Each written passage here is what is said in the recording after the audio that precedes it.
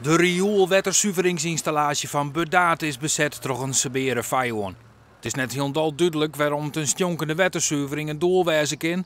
Maar liekegoed worden de reden barretten inzet om de installatie weer in handen te krijgen en de giezelenbeheerder te bevrijden.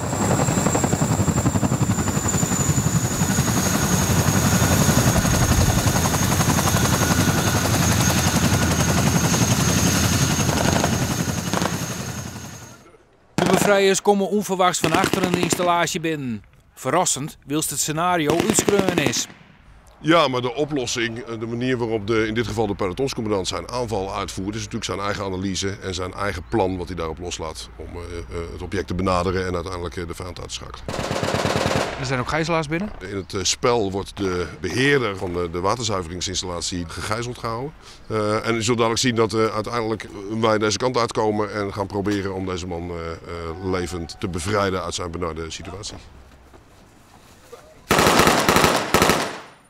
De giezelaar wordt bevrijd, maar bij de actie komt een inwender van Budaat om het leven.